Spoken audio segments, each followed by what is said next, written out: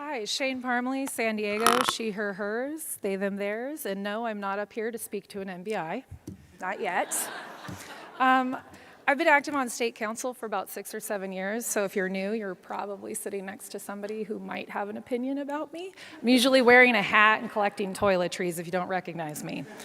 By the time I was 12 years old, I had realized that people either really liked me or disliked me, and it was usually for the same set of reasons. Namely, I have a tendency to speak up.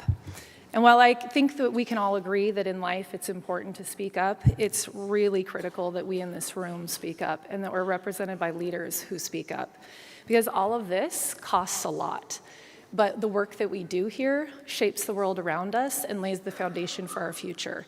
And if I feel like if I don't speak up or if I remain silent, then I could cost us a better future, and that's not a price that I'm willing to pay.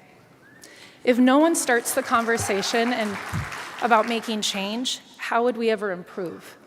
Change takes time and intention. Change takes a lot of conversations and explaining and reframing. Change takes arguing. And change takes someone standing up for the first time in front of a room and saying something that is not immediately popular or well received. I'm one of the people who's willing to do that. And I'm willing to follow it up and do the work to actually realize that change.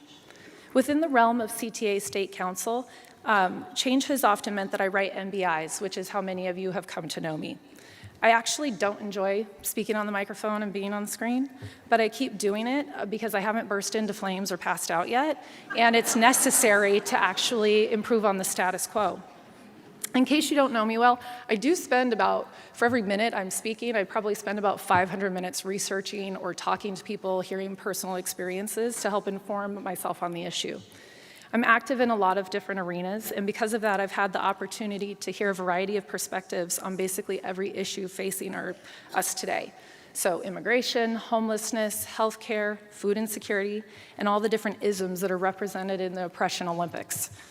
I'm a creative person that hates inefficiency and injustice. One of my strengths is coming up with novel solutions to address and resolve the issues facing us and our students. And this is why I write so many MBIs. I see what is possible, and I'd like to help us achieve that. I'm extremely thankful for all the training and practice I've received from CTA on Robert's Rules, writing policy, and debating MBIs, because it made it relatively easy to jump into other arenas like labor council, city and county politics, and the Democratic Party. In the 2018 NEA, I challenged the chair, which if you don't know, that's the president of NEA. She had ruled one of my MBIs out of order, so I challenged that, which meant I got to debate her in front of 9,000 people.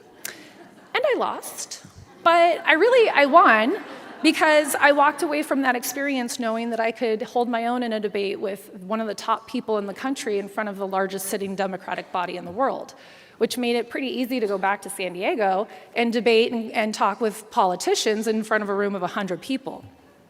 My ability to debate and think quickly on my feet has won me credibility and respect from my peers within the Democratic Party, both at the county and the state level.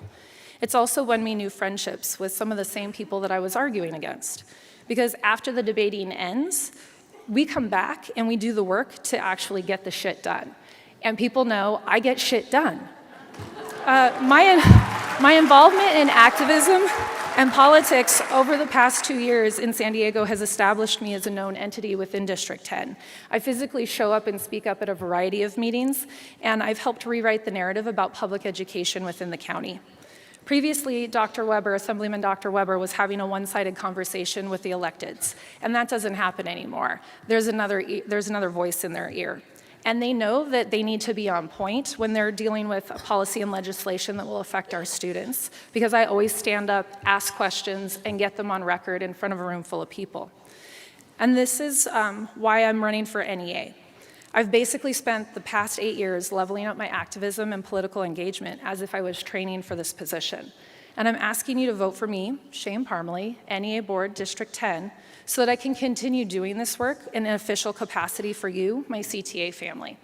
I love you. I hope we have a great state council, and this is the way.